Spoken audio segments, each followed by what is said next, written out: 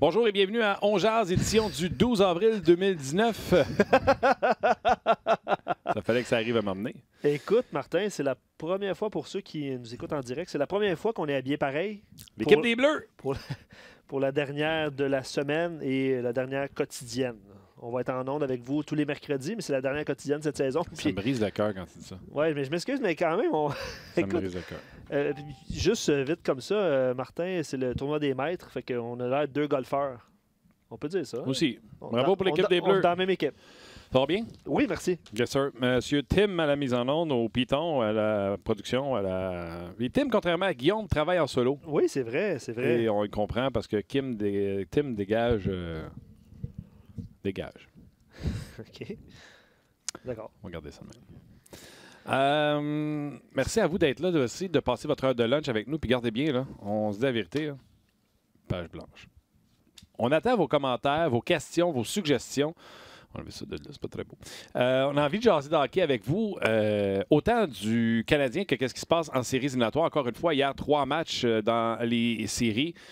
Hier, tout d'abord, Boston-Toronto, pas ce que je pensais. Tu pensais que c'était ça que c'était, mais c'était pas ça que c'était. C'est vrai. Les Bruins ont quand même bien sorti. Ouais. Je ne sais pas si c'est le lancer de pénalité qui a changé le momentum dans ce match-là. Quelle feinte, honnêtement. Mais écoute, quand tu es rendu que Marner t'a fait sa dernière feinte dans ton bleu, c'est un signe que peut-être pouc. Ouais, puis c'est vrai qu'il était profond, hein? Il était profond dans son filet. Puis tu sais, il n'aurait pas vu besoin de le prendre au manche. Tu sais, juste un petit pouc. Ouais. Mais Mitch Marner, je t'en ai-tu parlé cette semaine comme quoi j'ai du frein neuf hostile? Plusieurs reprises. Que je n'étais pas inquiète en série, qui était 13-13 d'un point hier. C'est quoi, 2 points, 2 buts? Ouais. Donc 4-1, victoire des Leafs de Toronto face aux Bruins de Boston. J'avais dit que ce serait une série rapide, 4 ou 5 pour les Bruins. Ça va mal déjà pour moi. Ouais. J'avais dit en 4, moi, ça va bien. Mais juste un petit guess. T'es fini. Deuxième match par la suite, il y avait les Hurricanes de Caroline face aux Capitals de Washington. Je pense que les Capitals ont marqué 2 buts ces 3 premiers lancés ou 3 en 4, quelque chose comme ça.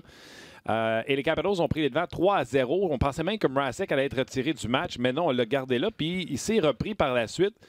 Les Capitals qui n'ont pas beaucoup de lancers dans le match et les Hurricanes n'ont pas abandonné, sont venus à 3-2. Ouais. C'est un but dans un filet désert de Lars G, le casque trop serré, Eller, qui a réglé le problème des Hurricanes de la Caroline. Là aussi, j'avais mis une série rapide. Je pense que c'est Backstrom qui a les 2 premiers buts pour les Capitals de Washington. Et j'ai pas écouté Calgary, Colorado. Et encore une fois, j'ai l'impression que je me suis fait avoir parce que j'ai regardé la version condensée ce matin. Et les gardiens de but ont été bons de part et d'autre. Et Mike Smith étant Mike Smith, non seulement il a été bon, mais il a mis de la moutarde partout ce qu'il n'en avait pas besoin. Mais ça a été efficace. Les Flames qui l'ont emporté 4-0 face à l'Avalanche du Colorado. Les buts se sont marqués là, tard en deuxième période. C'était 0-0 jusqu'à là. Il y a eu des bonnes mises en échec, entre autres de Matthew Tkachuk, qui était là pour ça. Et je tiens à mentionner, je ne sais pas si tu as vu ça sur les médias sociaux, mais je l'ai vu en regardant le match d'hier, là, on a fait un gros close-up sur Sam Bennett. As-tu vu la stache? Avec la moustache. La stache à Sam Bennett. Et la comparaison avec le bon vieux Lanny McDonald. Ouais, mais Lanny, c'est Lanny. Oh non, ça c'est sûr. Mais que Sam Bennett joue le jeu, je trouve ça drôle. Je trouve ça fantastique. Fait qu'on va y aller avec... même sur notre site RDS, on n'est pas... on est comme... Ah oui, OK, je viens d'apparaître. Ah non, je n'ai pas encore cliqué sur ma. Je te dis, on avait été bumpé par le Master. Oui, ben c'est ça, le Masters sur nos ondes, là, 15h à RDS, mais sur RDS.ca depuis ce matin, vous avez accès à 2 au groupe Vedette et au Amen Corner, oui, je l'ai dit. Mais oui, on est là sur la page d'accueil. Puis comme on l'a mentionné, c'est un peu sujet libre aujourd'hui. On va prendre vos questions, commentaires. On va aller rejoindre Bruno Gervais qui va joindre à nous aussi. Il va pouvoir jaser avec vous. C'est malheureux que Bruno ne soit pas avec nous physiquement. Il aurait pu mettre du bleu. Mais c'est ça. Allez-y de vos commentaires. On a l'air de prendre pour les Leafs. Ouais, mais c'est pas le même bleu, là. C'est le bleu Leafs de Toronto, ça. Certains sur Facebook disent qu'on est prêt à jouer au golf aussi, comme le Canadien. Non, moi, le hockey se poursuit. Là, je suis pas en congé. C'est pas vrai que le Canadien, c'est fini, que moi, c'est fini. Non. Lui non plus, je pense pas. Bruno Gervais, salut. Salut les boys. Vous êtes pas mal beaux en bleu. Commencez par Mike. Hein, tabarnouche. C'est cute, hein? C'est ça. Ça allait finir par arriver. Écoute, on a pas mal tous les mêmes T-shirts, mais on n'a jamais Jamais pas été de même depuis le début, fait que c'est bon, c'est bon. Comment ça va, toi, Bruno? Moi, ça va très, très bien. Et toi? Ça va fantastique. Est-ce que toi, tu mets la switch à off ou tu continues de suivre le hockey? Parce que, tu sais, mettons, je serais tannant. Toi, ça a souvent fini à cette heure de l'année, tu sais. C'est une bonne chose que je ne sois pas en studio. C'est bon, ça. Non, loin de là. Même au contraire, je dirais que pour les prochaines semaines, la machine à café va se faire aller parce que ça fait du hockey, c'est se coucher tard. Et avec les enfants, les jeunes enfants le matin qui se lèvent tôt, ça fait des courtes nuits. Toi, Martin, tu connais très bien ça, les courtes nuits. Oui, monsieur. Ah non, c'est le meilleur hockey de l'année. Il n'est pas question que ça soit fermé. Pour moi, c'est incroyable. C'est des matchs. C'est fou. C'est une douche aussi d'humilité, une douche froide. Dans mes prédictions, en général, je pense que je suis à peu près 2 en 8. Fait que ça va pas bien, mais c'est pas le temps de paniquer. On va en gagner 4 de suite. Tu ne gagneras pas toutes là, jusqu'à la fin. Là. Ça arrive des défaites comme ça, ils vont rebondir. Oui, puis non, moi aussi, ça va pas bien de ce côté-là. Puis non seulement ça va pas bien de ce côté-là, mais j'ai l'impression que je pogne jamais à bonne game. Tu sais, hier, j'ai pris Boston-Toronto. C'était bon, là. Je veux dire, j'ai rien à me plaindre. Mais je regardais le condensé ce matin de Calgary-Colorado. Ça avait l'air quelque chose en maudit, là, tu sais. Bien là, ça a été le spectacle Mike Smith. C'est pour ça, c'est ça qui est dur un peu des prédictions. Tu disais que ça allait mal, les prédictions. C'est qu'il y a tellement de facteurs que tu ne peux pas voir, tu ne peux pas anticiper dans des séries éliminatoires comme ça. Oui, tu peux regarder la saison, tu peux regarder les derniers 10 matchs, les séquences, quand ils ont joué contre cette équipe-là pendant la saison, etc., les tendances des deux équipes. Mais tu peux pas savoir quel genre de mélange que ça va faire. Puis quel genre de flamèche que ça va faire. Puis là, Smith, tu sais, le problème à Calgary, c'était dans les filets. Rittich, Smith, qu'est-ce qu'on fait? Et là, c'est Smith qui a pris le filet. Si lui est au sommet de son art, s'il décide de jouer comme il a déjà fait dans le passé, il peut être un joueur qui a un impact énorme sur un match. Il peut être un gars qui va en chercher, qui va voler un match, qui gagne un match à lui seul. Puis c'était ça hier. C'était lui, puis c'était un hot dog extra moutarde en plus pendant le match. Mais c'est une équipe avec un gardien, on dit souvent ça, mais s'il est en feu au bon moment, c'est une équipe qui peut sortir de l'Ouest. C'est ça qui leur manquait. Tellement. Et, tu sais, ils ont été longtemps à 0-0. Les gardiens ont fait des arrêts. Et là, je regarde, comme je te dis, la version condensée, puis je vois Andrew Mangiapane, peu importe comment on le prononce, numéro 88, qui marque un superbe but. Sur les genoux. Et ma première question, c'est qui ça? Un numéro 88 avec les Flames. Je ne sais pas si c'était déjà arrivé en plus. Là. Moi aussi, j'ai fait le saut. Alex Tanguay, hier, nous a fait découvrir un centre, un ailier devenu centre pour les Stars de Dallas. Ouais. Des histoires comme ça, là, ça s'écrit en séries éliminatoires. Exactement. Bruno, puis le bonhomme que je vous parle, là, il a 13 points cette saison. Il joue sa 4e ligne. Je pense qu'il a joué 7 ou 9 minutes hier. Mais il a marqué le premier but et un superbe apport de ça. Un très beau but. C'est le bienfait des séries éliminatoires. Tu sais, c'est le fait qu'il y a plusieurs équipes comme ça que là, tu vas regarder un peu plus attentivement. Il y a ces joueurs-là qui vont ressortir. C'est des moments tellement importants. Il y a des joueurs qui vont connaître des séries éliminatoires incroyables et se faire un nom. Et c'est juste un peu, comme on parlait plus tôt, juste de tomber en feu au bon moment et d'avoir ces moments-là. Pour Andrew Mangiapane, c'est un but, OK? Ça ne fait pas des séries éliminatoires. C'est un jeune joueur qui est encore en train de s'établir dans la Ligue nationale, qui a fait un beau boulot sur le 4e trio à Calgary une bonne partie de la saison. Mais tu sais, des fois, t'en as, là. C'était qui le joueur là, des Oilers Edmonton l'année qu'ils se sont rendus en finale, là? Merci à Tim. C'est Fernando Pisani. Pisani, bon, on la voit honnêtement, comme ça. Mais bravo à toi. Là. Bravo à toi, Bruno et Tim, d'avoir trouvé Pisani. Tabarouette, ça, c'est 34, fort. monsieur, lui. Bravo. Ouais. Il a été vite, c'est le piton de sortir ça comme nom, mais oui, c'est le genre de moment, tout le monde va épier ces matchs-là, tout le monde regarde ces matchs-là, et c'est là que il y a un joueur, là, quand tu mets un chandail sur le dos, tu as une opportunité. Peu importe comment tu t'es ramassé là, est-ce que c'est parce qu'il y a un blessé, est-ce que c'est parce que il y a un joueur qui allait pas bien? Est-ce que c'est parce que l'entraîneur pense que c'est un meilleur match-up avec ton style de joueur? Tu as une occasion. Tu as une occasion de te prouver, de te faire valoir, de te faire voir. Puis c'est le temps de le faire. Puis il y a plusieurs joueurs qui vont saisir ces opportunités-là. On parlait de Mike Smith tantôt, là, puis c'est Mike Smith. J'avais dit pour Bennington avec les Blues de Saint-Louis, mais surtout connaissant le tempérament de Mike Smith, si je suis Colorado, moi, il y a quelqu'un qui s'en va bousculer Mike Smith en début de match pour le déranger. C'est la clé pour déranger Mike Smith. Et en série, puis dis-moi si ça se fait, Bruno. J'ai hâte d'entendre ta réponse. Dis-moi si ça se fait. Je joue un 4-7 contre toi.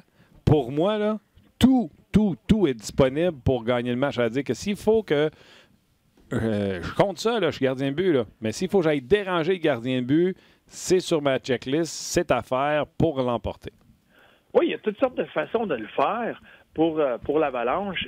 C'est que c'est tellement serré présentement dans tous les matchs que tu as vus. Tu veux pas donner un avantage numérique pour rien. Tu ne veux pas... Tu veux être capable de le déranger, mais tu veux savoir que c'est efficace ce que tu fais. Parce que oui, de partir, puis de l'enligner, puis de prendre une pénalité, mais tu as un désavantage numérique, tu peux te dire, OK, j'ai juste ce désavantage numérique-là à tuer, mais tu peux l'allumer aussi. Tu peux allumer un feu, réveiller un ours, prends l'expression que tu veux, mais ça peut peut-être motiver puis aider Mike Smith à être encore plus dans son jeu. C'est un gardien physique. C'est un gardien qui aime ça. Il n'a jamais reculé devant aucun contact physique, que ce soit d'être arrogant envers les autres, de pousser les autres, de faire sa place. Non, c'est un raw, là. C'est un joueur, c'est tout un athlète. Et c'est là que tu veux trouver une façon d'y rentrer sous la peau. Et tu as quelques matchs, fait que c'est peut-être pas juste de le déranger qui va faire ça. Il y a des façons, il y a des choses que tu peux faire pour lui rentrer sous la peau. Mais c'est de trouver c'est quoi la recette parfaite. C'est quoi à part de le bousculer? D'être tout le temps autour de lui et je suis certain qu'il y en a certains comme ça qui vont aimer jaser, mais si tu te mets à lui parler à chaque fois, que tu lui laisses aucun repos, que tu as quelques joueurs dans ton équipe qui à chaque fois qu'ils passent tout près, à chaque sifflet, tu es en train de l'engager, d'avoir des conversations avec, mais que pour le Colorado, c'est un échange d'un exemple, un joueur de 4e trio qui est en train de le déranger, et tu viens gruger son énergie, ça peut être une façon de le faire. D'être tout le temps devant lui, puis de le forcer à te donner des coups, à jouer avec la fine ligne, avec les officiels. Tu sais, il y en a qui sont excellents à ça, sont tout le temps en train de parler aux officiels pour leur faire comprendre qu'ils font attention où ils se positionnent devant le gardien, mais qu'ils font juste étirer l'élastique assez, où ça devient dérangeant pour le gardien, mais pas assez pour que l'arbitre sévisse ou que l'arbitre fasse un avertissement, va jouer avec cette ligne-là. Et là, le gardien, lui, il est pris dans son crease, il est pris devant son filet. Et là, tu vois ce joueur-là avoir des conversations avec l'arbitre un peu partout sur la patinoire pour juste expliquer qu'est-ce qui se passe devant le filet. Puis là, il revient devant le filet. Puis tranquillement, tu essaies de prendre avantage de ça puis de te mettre dans une position où tu sais que Smith va t'en donner des coups. Fait que peut-être le fait, c'est pas de toi déranger Smith, c'est que Smith se met à te donner des coups parce que lui, il veut se faire de la place, il veut se faire respecter, que là, tu peux sortir. Tu échanges des coups de hockey avec un gardien de but, tu vas gagner parce que lui, sa job, c'est de suivre la rondelle. Puis avec une fraction de distraction, ça peut distraire. Puis je vais en rajouter un autre que si l'équipe adverse ne le dérange pas, ça pourrait leur causer du trouble. Souvenez-vous, Brandon Pross et Ben Bishop. Si je suis les prédateurs et je ne veux pas me faire battre par Bishop qui, quand il est en santé, est capable de garder des buts sur la tête, il n'en donne pas beaucoup de buts dans la vie, lui. Je suis Nashville, là, Wayne Simmons, Brian Boyle, aller déranger Bishop et sa presse. Oui, exact. Tu peux faire même le Sean Avery, que moi j'appelle le Bob Bissonnette, parce qu'il faisait ça avant Avery contre Martin Brodeur au niveau junior, mais tu peux aller faire ça, puis aller faire l'écran devant lui, mais en le regardant dans les yeux. C'est une façon de le faire. Nous, en série, au niveau junior, c'est Bob Bissonnette qui avait fait ça. Donc, Marc-André Fleury en série, d'aller se planter devant lui, puis de le regarder dans les yeux, puis de piquer une jasette tout le temps de l'avantage numérique. Hey, c'est pas fatigant, ça. Intéressant comme stratégie. C'est pas fatigant, ça. C'est quelqu'un fancy pants. Il dit Martin est gardien, puis il aime jaser. Pas sûr que ça le dérangerait un joueur lui jase. Non, mais peut-être que c'est ça. Toi, tu prendrais le temps de sortir du jeu pour aller expliquer que ce joueur-là, junior, aurait dû être repêché en 2e ronde, puis le bang est dans ton net. C'est pour ça. C'est pour ça. C'est ça le problème avec moi. C'est ça qui est arrivé. C'est ça l'affaire. Vas-y. Ben non, ça va aller. Allez-y avec vos questions. Ouais, là, il y en a plein. Là. Il y en a plein. Puis ça va aller à gauche, à droite, au centre. Martin, j'en ai une question pour toi. Parce que Martin et Luc, j'imagine, pour la majorité du monde, là, en tout cas des prédictions que moi j'ai vues, il y en a beaucoup qui sont dans le champ. Un matin, qui se réveillent, qui font il va falloir que les séries, ça se replace. Laquelle, tu sais, dans les premiers matchs qu'il y a là, dans lequel de ces matchs qui a été assez convaincant pour te dire, oups, tu réalises que tu as fait un mauvais choix, puis que ça va, ton équipe risque de sortir, ou dans laquelle de ces séries-là que tu dis, non, c'est un match, ils ont été chanceux, inquiète-toi pas, ils vont rebondir. À date, moi, je vais te dire, je suis pas. C'est bon comme question, on va demander aux gens de répondre. Ouais, non, c'est bon, mais je suis pas du style paniqueux. J'ai appris Nashville en 7 en disant Dallas va leur donner du trouble. Fait que je suis correct avec ça. J'avais pris Saint-Louis, je suis correct avec ça. J'ai pris Calgary, je suis correct avec ça. San Jose, Vegas, j'ai pris Vegas. J'ai hâte de voir les prochains matchs avant de paniquer. J'ai pris Pittsburgh, ça s'est gagné en prolongation, premier match, je vais attendre. J'ai pris Washington. Boston, Toronto, je ne vais pas paniquer. La seule affaire que je suis dans le trouble dans cette série-là, je l'ai dit tantôt, j'ai 10 en 5 pour Boston. Fait que d'après moi, c'est pas ça qui va arriver. Puis, Tampa Bay, je m'attendais à. Tu sais, j'étais pas assez game de prendre les Blue Jackets, mais j'ai mis Tampa en 7. Fait qu'à date, tu sais, je suis pas trop stressé, mais c'est weird, là, tu sais. Oui. Et je suis d'accord avec toi. Moi, mais pas qui m'inquiète, parce que moi, j'ai pris les Bruins aussi, je les ai pris en 7, parce que je savais qu'à Toronto. En tout cas, je pense qu'il y a un plus grand respect à donner à Toronto. Que c'était le cas en fin de saison. Le monde, je pense, aimait s'embarquer sur leur dos et leur dire qu'elle allait couler. Es-tu surpris qu'ils aient réussi à mettre la switch à on de même? Bien, c'est une équipe... Hier, ils ont été comme ça. C'est une équipe qui est bâtie autour de la vitesse. C'est pas une équipe qui est pesante, qui est imposante physiquement, malgré le fait qu'ils ont quelques joueurs qui sont capables de le faire. Tu sais, les Hyman, les Brown, les Muzzin l'ont très bien fait hier. Mais c'est une équipe qui a été... Tu sais, moi j'adore Moore, un joueur qui ont ajouté, qui a commencé dans la Ligue américaine, qui est une bombe de vitesse, qui a exploité sa vitesse, puis que, tu sais, c'est là qu'un Chara peut être très, très efficace dans certains domaines, mais si tu le gardes à l'intérieur des points de mise en jeu, puis dans des courses, tu vas avoir un avantage.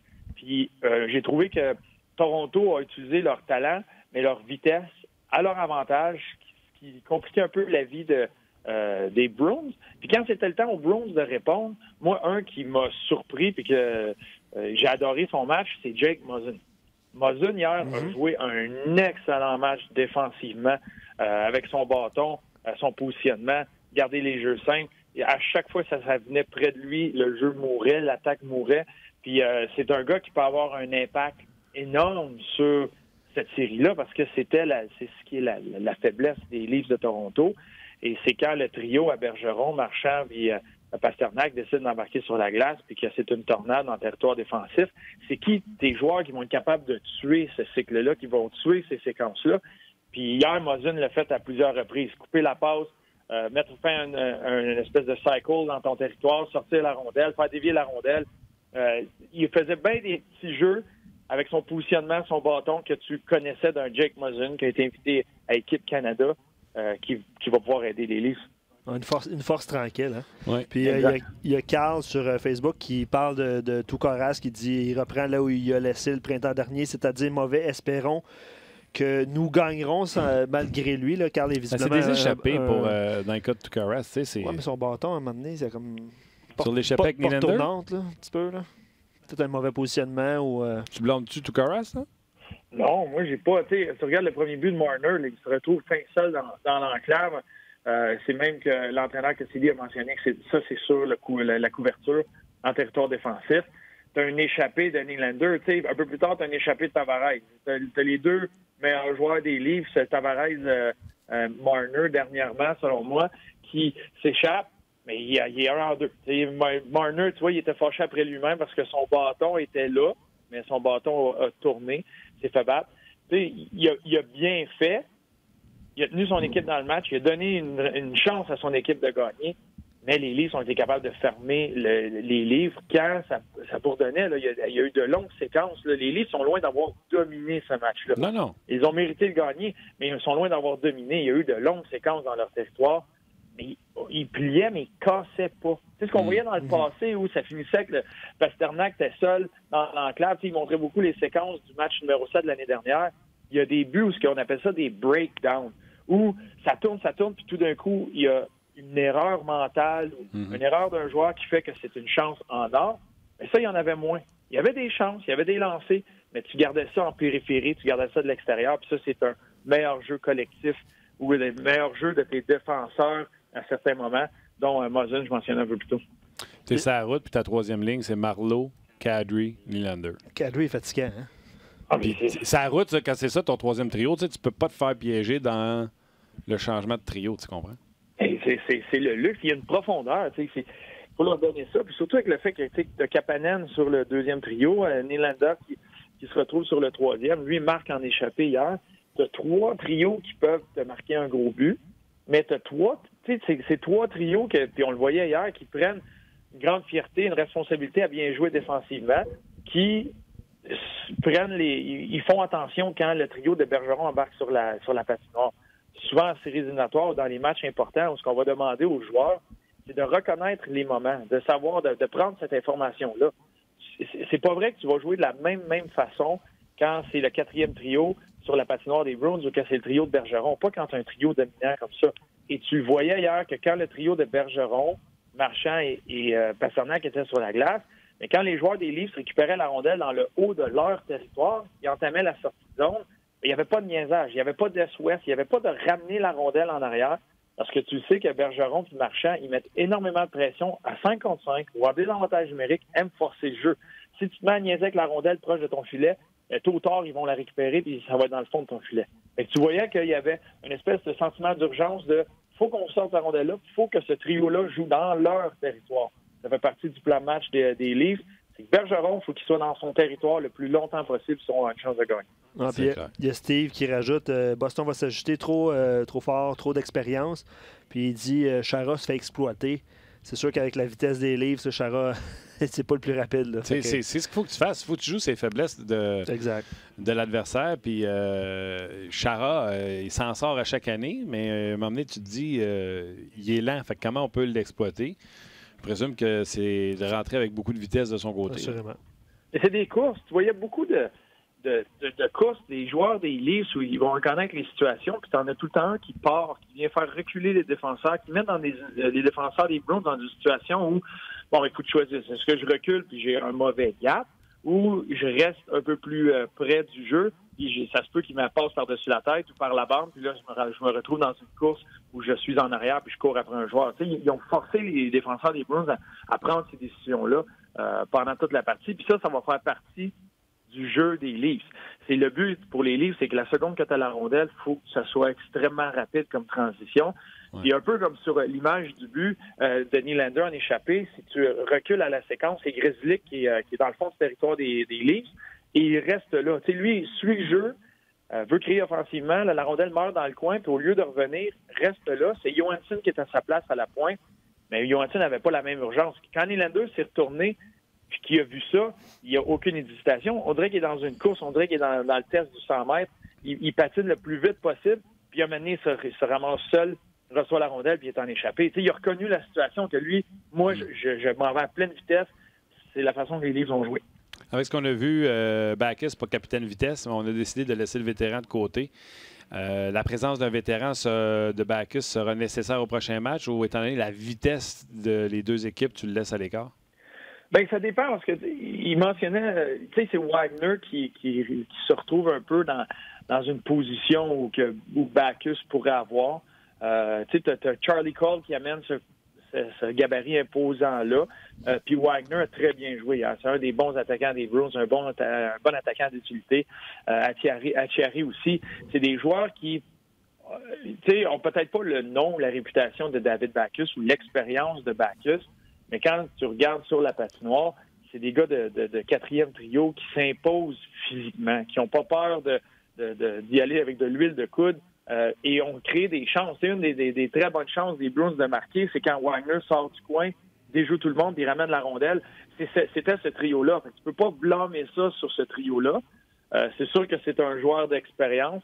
Là, ça dépend de l'évaluation de Cassidy sur ses joueurs. Mais moi, de ce que j'ai vu du joueur qui pourrait peut-être sortir pour Backes, il a bien fait hier. Je pense que tu ne tombes pas en mode panique tout de suite, tu ne tombes pas en mode mise en question pour les Bruins.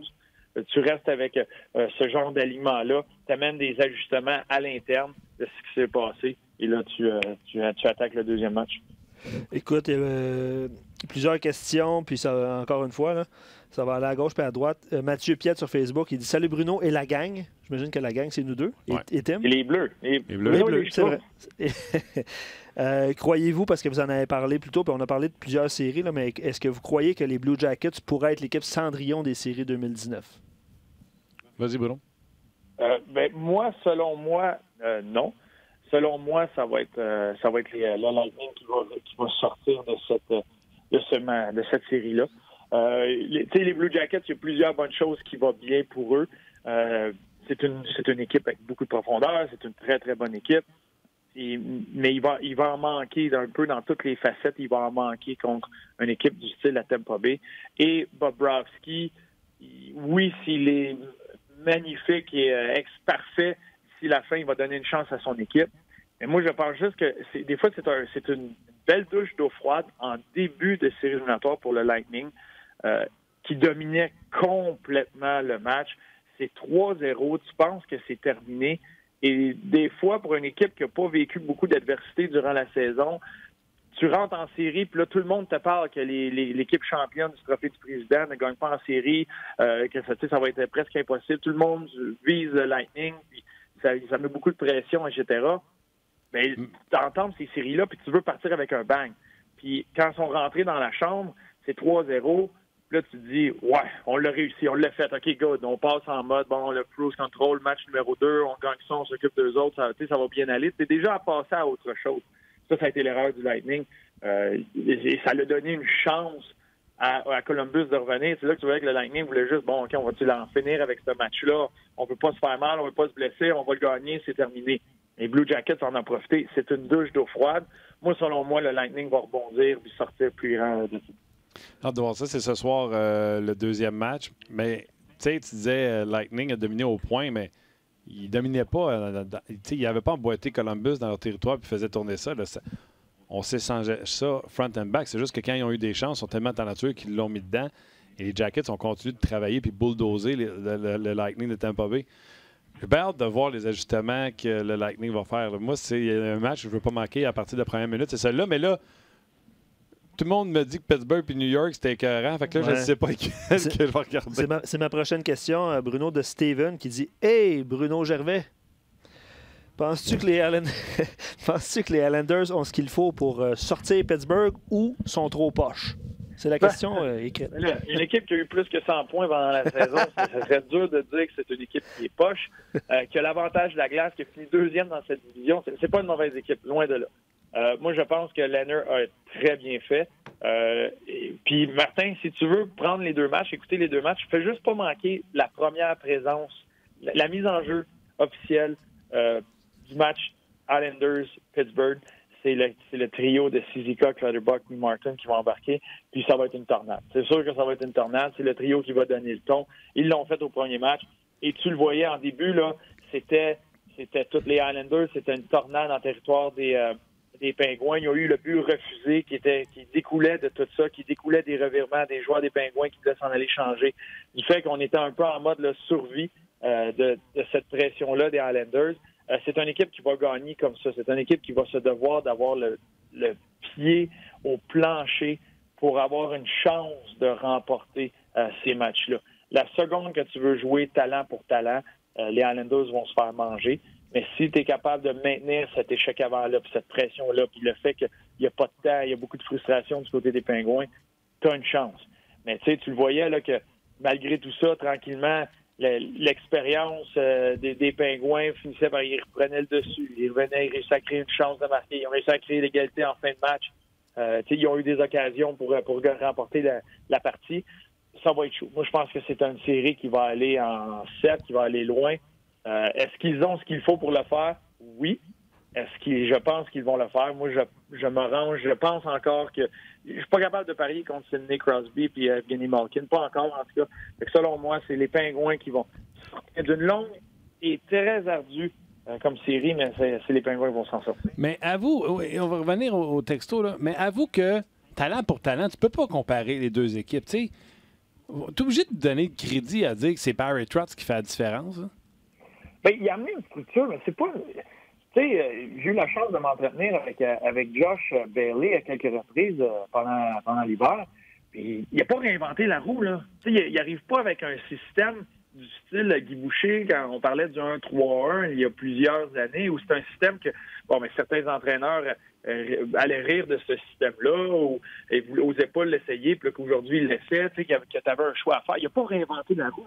En gros, c'est presque du homme pour homme qu'ils vont faire avec un peu de soutien à travers tout ça. C'est super simple. C'est que l'effet qu'il y a eu, puis c'est rien contre John Tavares, un excellent joueur de hockey, un excellent coéquipier, c'est en perdant ton meilleur joueur, tu as cet effet-là où tu es supposé avoir une saison misérable. C'est loin d'être mauvais ce qu'il y a dans la chambre des Islanders. Il y a de très bons joueurs qui ont rempli l'absence de Tavares par comité.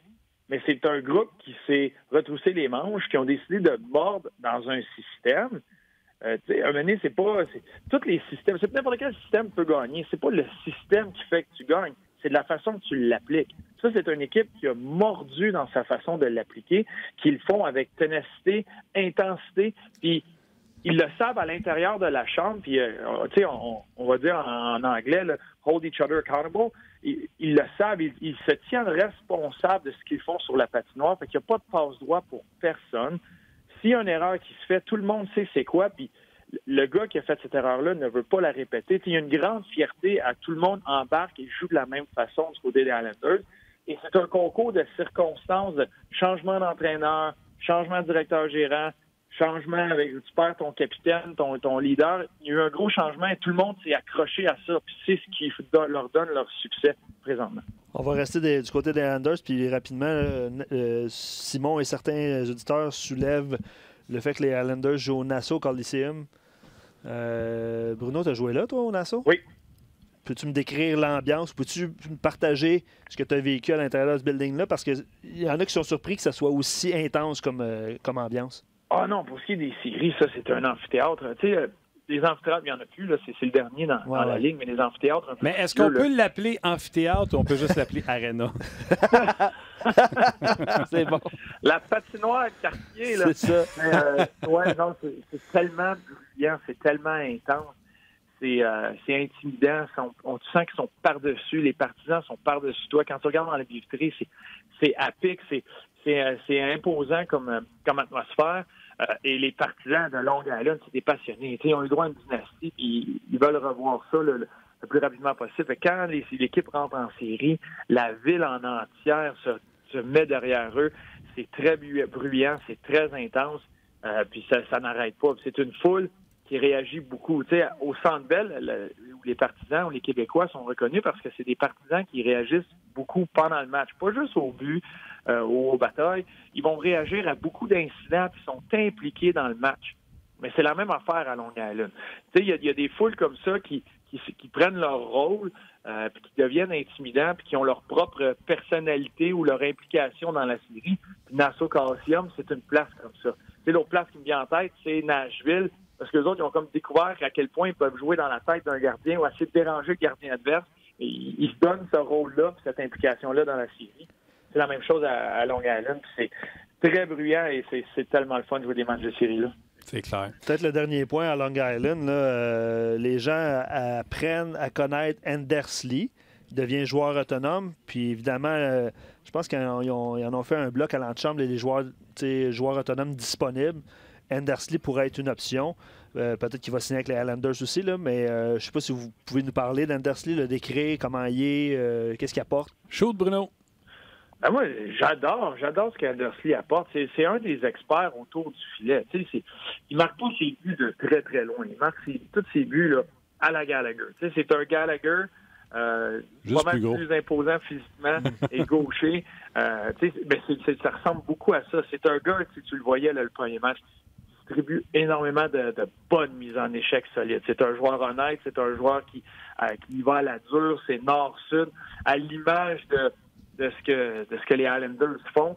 C'est un gars qui va tout faire pour son équipe. Bloquer des lancers, prendre des mises en échec, donner des mises en échec, tout l'aspect physique, il va l'amener, l'aspect robustesse, il va l'amener, mais avec un talent autour du filet. Ça va coûter combien, Undersley? Undersley qui termine la dernière année d'un contrat de 6 millions. Non, c'est pas lui, ça, c'est Undersley. 3 750. Oui, 3 700. Oui, exact. 28 ans. Fait qu'il il va vouloir de l'argent. Là. Il va vouloir du terme et de l'argent. Oui. J'ai hâte de voir si les Islanders vont perdre 2 capitaines de suite. Je pense qu'ils vont tout faire pour garder Undersley à Longhand. Ils ont Brock Nelson aussi à signer, qui est un joueur important aussi pour eux. Oui, un autre dans le même genre de gabarit. Un très bon joueur, lui aussi très, très bon autour du filet.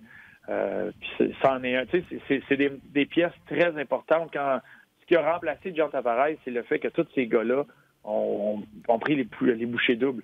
C'est pas Matthew Barzal qui a remplacé John Tavares. C'est par comité, c'est par les 4 trios de tout le monde. C'est tous des joueurs qui ont une grande importance dans les succès des Islanders cette année. Qui là, ils ont des décisions à prendre. Et oui, tu peux frapper le marché. Et c'est des genres de joueurs qu'il y a beaucoup d'équipes qui vont vouloir aller chercher. Parce que c'est des joueurs qui ont fait partie d'une recette gagnante. D'une équipe qui ne devait pas être là, qui a fait du bruit toute la saison, qui s'est bien placée en série, qui là ont gagné le premier match, je ne sais pas, mais quand tout ça va être fini, là, est-ce que c'est une équipe qui va s'être rendue en finale de conférence ou qui va avoir battu les Pingouins? On ne sait pas quel genre de chemin qu'ils vont faire, mais c'est sûr que présentement, il y a beaucoup d'équipes qui ont un œil sur ce genre de joueurs-là, puis ça va être quoi leur demande, et est-ce que les Islanders vont être capables de suivre ça? Patrick Caron te demande, Calgary est tellement fourni en défenseur gaucher avec Brody, Giordano. Par contre, les deux jouent ensemble. Il y en a un qui joue à droite. Fattenberg, Hanafin, Killington, Valimaki, qui est un excellent prospect pour eux. Est-ce qu'il ne pourrait pas être un bon parti pour faire un échange avec le Canadien pour un défenseur gaucher parce que ils n'ont que Rasmus Anderson et Hamonic comme droitier, alors que le Canadien est mieux nanti du côté droit? Bien, ça peut être, oui, ça peut être un bon partenaire de danse. Moi, je pense que ça pourrait être très intéressant de faire un échange avec eux. Et est-ce que tu entends? C'est, dans ces affaires-là, on peut s'amuser, puis on l'a déjà fait à plusieurs reprises, Martin, de s'amuser à créer des transactions. Oui, tu sais, il y a des très bons jeunes, il y a des bons joueurs dans l'organisation des Flames de Calgary. Tu sais, j'ai un Dylan Dubé en tête qui est un très bon joueur. Ils ont de la profondeur. Ils ont des jeunes, tu l'as mentionné, Valimaki. C'est une organisation qui est intéressante de savoir dans quelle direction eux vont vouloir aller. Ils continuent, là, tu cognes aux séries, tu as fini premier dans l'Ouest. C'est une équipe qui peut-être va devenir gourmande d'avoir du succès en séries éliminatoires. Fait que c'est là que j'ai bien hâte de voir qu'est-ce qu'ils pourraient faire. Mais oui, c'est le genre d'équipe qui sont en avant. Tu sais, si tu regardes le Canadien, il est où présentement dans leur cycle, dans leur reset. Mais ça, c'est une équipe qui est en avant du Canadien. Les autres, ils ont fini premier dans l'Ouest. Fait qu'à ce moment-là, tu peux peut-être échanger des vétérans. Puis j'imagine quand il parlait de droitier, je ne sais pas si un Jeff Petrie pourrait être de ça pour aller chercher un bon gaucher, un peu plus jeune, un bon pour continuer de renflouer ta barre.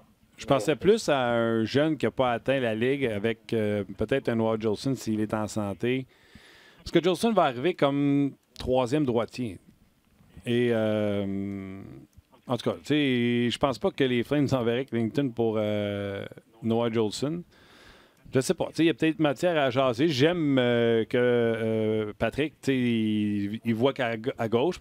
Puis l'autre affaire qu'il faut se dire aussi, c'est que les Flames ne sont pas fous. Ils voient bien que Giordano, il a la saison de sa carrière, mais il a 35, sinon 36. Ben, c'est ça. Il en reste moins qu'il en restait. 35, si tu échanges avec eux, si les Flames et les Canadiens s'entendent, c'est parce que les Flames veulent aller chercher une pièce qui vient peaufiner ce qu'ils ont besoin. Exemple, ils ont une sortie hâtive cette année. Puis là, ils se disent, OK, bon, mais on restait l'année prochaine. Peut-être que là, ils deviennent un bon partenaire. J'aurais de la difficulté à glisser un jeune pour un jeune avec eux autres. Quand eux autres, ils le gardent un peu plus en avant pour ce qui est ils sont rendus où dans leur cycle. Là. OK. Ben, regarde, on jase. Il y en a plein de transactions qui peuvent arriver. En tout cas, on va voir comment le Canadien va faire pour améliorer son équipe parce que de toute façon, les défenseurs gauchers autonomes cette année je pense pas que c'est là que le Canadien va pouvoir se renflouer. Non, mais c'est... Mettons que c'est recherché un peu à travers la Ligue. Fait qu'à moins, c'est là que ça devient tellement important de les repêcher, de les voir se développer dans ta filiale, que tu as un contrôle sur eux, parce que sinon, c'est très difficile ou tu deviens à payer très, très cher pour eux. OK. Ben, certains se posent la question sur l'état de santé de Jolson. Bruno, je ne sais pas si tu as des nouvelles fraîches de Noah Jolson, parce qu'on vient d'en parler, puis là, il y a quelques questions qui rentrent à ce niveau-là. Bien, il a patiné. En fin de saison. C'était la route, dans le fond, pour le retour au jeu éventuel. Mais quand tu viens dans ce moment-là de la saison, il y a des moments où ça vaut pas la peine. Ça vaut pas la peine de risquer. Et quand c'est quelque chose comme ça, une blessure à l'œil, ou à la tête, ou tout ce qui se passe, il y a des blessures comme ça où ça vaut pas la peine. C'est pas une cheville qui a besoin de guérir, puis tu connais le temps, puis il n'y a pas de problème.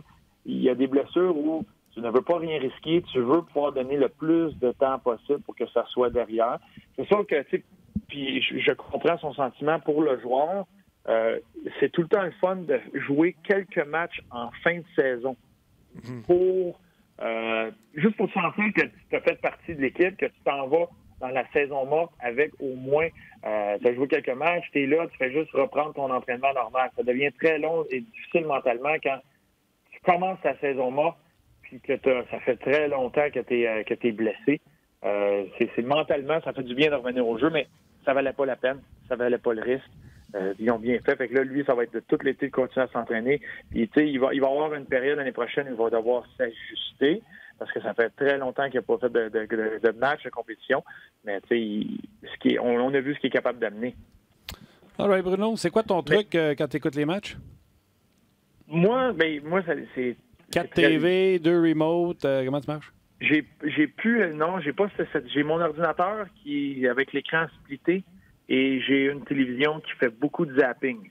Puis des fois, ça va très, très vite. Tu vois, hier, un moment donné, je pensais que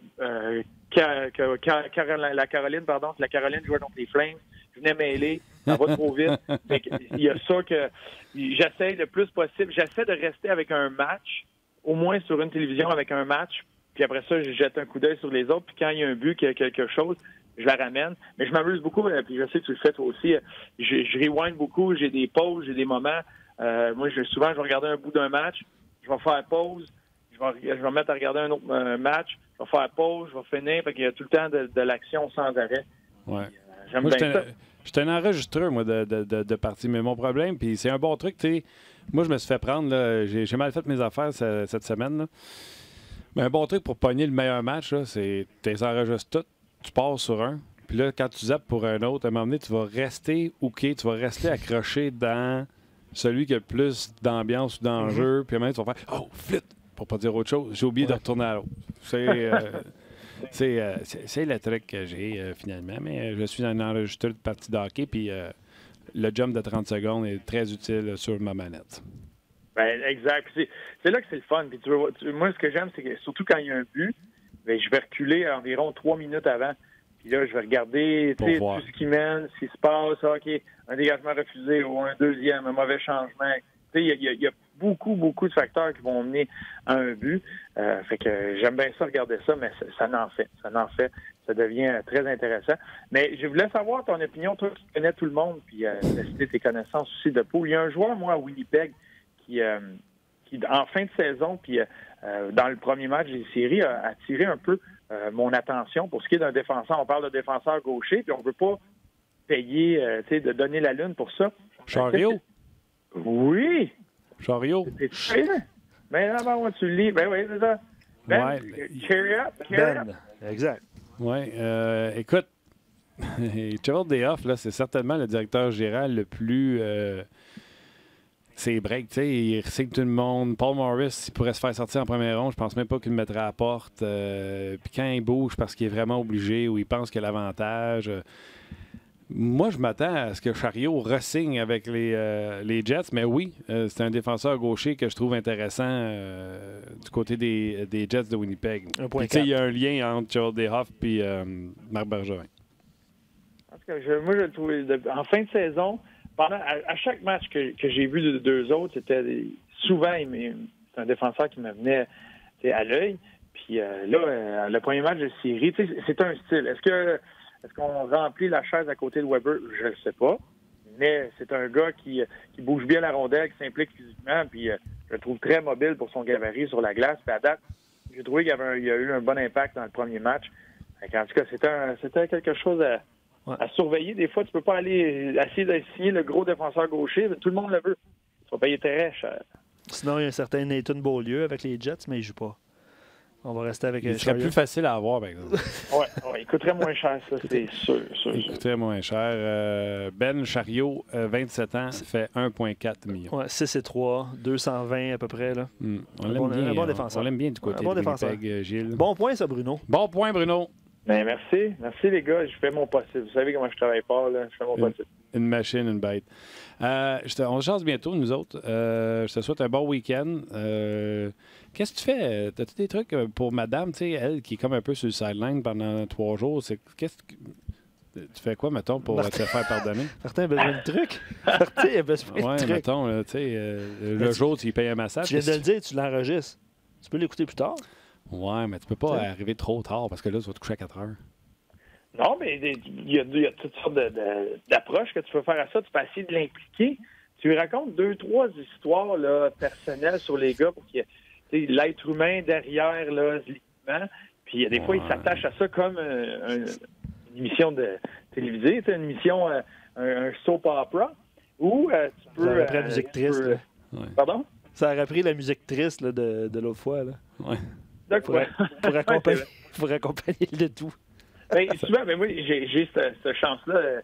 Dans plusieurs de ces équipes-là, on a des joueurs que j'ai joué contre ou avec, qu'on a voyagé avec. Donc, on connaît la femme derrière ça ou les enfants ou il y a autour. Puis je dis, hey, regarde, c'est une telle qui est son chum, il joue. Puis, comme quand Josh Bailey a scoré en prolongation, elle est toute contente parce qu'elle connaît très bien sa femme. Au moins, j'essaie de l'impliquer avec le côté sentimental de tout ça. On voit que c'est la femme d'un joueur de hockey qui est habitué. Ça. Mais d'abord, j'aimerais ça te voir, te mouiller. Mais Luc aussi, Martin et Luc, ce soir, là, on a Tampa, Columbus, Pittsburgh, New York, Saint-Louis, Winnipeg, Vegas, San Jose. Est-ce que qui là-dedans va remporter ces matchs-là? Est-ce que Tampa va égaliser la série? Je dis que oui. Moi aussi. Est-ce que Pittsburgh va égaliser la série? Je dis que oui. Moi aussi. Est-ce que Winnipeg va le faire? Oui. Je dis que non. Tu dis que non? Oh, Saint-Louis, 2-0. 2-0. Oui, mais Martin a un parti pris, là. J'ai un parti pris, mais je vous l'ai dit, Hellebuck n'a pas l'air de Hellebuck de l'an passé, puis Bennington, il a l'air tranquille puis calme comme Hellebuck de l'an passé. Fait que... 2 matchs à Winnipeg, là, 2 victoires à Winnipeg. Pour ça, ça serait... On parle d'upset, là. Oui, absolument. Ah oui. Puis Vegas, est-ce que Vegas va être capable de revenir contre San Jose? Non, personnellement, non. Ça serait 2-0 San Jose, mais chez eux. Ouais. Toi, Bru? Moi, je pense que je suis d'accord avec vous pour Tampa. Je suis d'accord avec vous pour Pittsburgh. Pas d'accord avec toi, Martin, pour Winnipeg. Je pense que Winnipeg va gagner ça ce soir. Et je pense que Vegas va remporter le deuxième match. OK, toi, tu joues fouf, là. Tu joues foufoune, là. Tu dis que tout le monde crée l'égalité, toi. Mais c'est bien plus le fun. La parité. Moi, je pense que toutes mes prédictions, ça s'en va 7, 7, 7, 6, 6, 7. C'est ça qui est le fun. Ah oui, mettez-en de la game. Les 2 premières rondes, c'est le fun parce qu'il y en a tous les soirs, à toutes les heures, le plus possible. Je pense que je l'ai trouvé ce que je vais faire avec ma blonde pour... on va commencer à gâcher avec. Hey, bonne idée! Elle connaît pas le hockey. Je devrais être capable d'en gagner plus que j'en perds, mais ça aurait peut-être limite l'intérêt. J'essaie ça à soir. On met des gageurs là-dessus. OK. Tu nous diras comment ça a été. Ouais, OK. Gage pas là-dessus pour le succès. All right, Bruno, gros merci. Merci à vous autres. Salut, on s'en jase. Fait que moi, c'est aucune chance parce que je connais aucun joueur dans la Ligue nationale. En fait, ma blonde ne connaît aucun joueur dans la Ligue nationale. Non, c'est ça. Il faudrait que tu lui présentes les joueurs. Les femmes des joueurs. Non, tu sais, lui, c'est ça. Pas une enfance facile. C'est ça. Puis pas de gageur. Mais bon. Pourquoi? Parce qu'on gage pas chez nous. Je veux dire, ça fait pas partie de notre. Moi non plus, mais tu peux dire, mettons, chérie, quelle équipe tu prends? Si tu gagnes, je fais le souper. Non. C'est pas ça qu'elle va rester là, tu sais. Je suis pas sûr de ça. Tu fais jamais le souper. Je suis pas sûr de ça. Ben voilà. Merci d'avoir été là. Vous avez réagi encore une fois en grand nombre. On va se quitter là-dessus. Mais non, mais là, on est rendu dans les gageux de match d'hockey. Sais-tu où est-ce que je suis resté accroché? Moi, Martin, tu disais hier, là, quand tu restes accroché, si tu restes à quelque part, je suis resté accroché pour vrai là, sur le match Denver, Université de Massachusetts, avec Cale Makar. C'était à TSN, ce match-là. J'ai écouté la première période au complet. J'ai écouté une partie de la deuxième. Je suis revenu en troisième. Cale Makar pourrait prêter main forte à l'Avalanche du Colorado, mais là, il s'en va en finale du Frozen Four. Je suis resté accroché là-dessus. Il y a eu 2 expulsions. Pour vrai, c'est la première fois que je voyais ça. 2 expulsions en première période. Les joueurs ont des cages, des grilles complètes ou des visières complètes. 2 mises en échec assez douteuses à la tête, dont celle du capitaine. Puis il y a 2 éjections là, pendant la première période. Puis Cale Makar est très bon. Je suis resté accroché là-dessus, c'est ce que je te dis. Ah non, mais c'était pour vrai, c'était excellent. C'est un bon match, en face. Fais le super tableau à la place. Ah non, c'était bon. Écoute, tu t'aimes Cale Makar. J'étais curieux, je suis resté accroché sur ce match-là. Puis c'est un défenseur national. Là. Ça s'en vient, c'est un droitier, on le sait, là, on en a parlé, mais excellent. Il y a eu Frozen Four fin de semaine. OK. Le Masters sur nos ondes sur RDS, bien sûr. Oui. Il y a également le 5-7 ce soir, donc puis le Grand Prix de Chine, bref. Beaucoup de sport à l'antenne de RDS, encore une fois, aujourd'hui. Luc Dansereau, un gros merci. Beau chandail en passant. Félicitations. Ouais. Et Tim, à la mise en onde, un gros merci également. Un gros merci surtout à vous d'avoir été là. On se voit mercredi. On se jase mercredi prochain. Et là, ce sera des émissions spéciales. Oui. Mettons, on fera un sujet canadien, on fera un repêchage, on fera où on est rendu dans les séries éliminatoires. Donc, ne manquez-nous pas dès mercredi prochain. Merci encore une fois d'avoir été là. On se rejase mercredi. Bye-bye.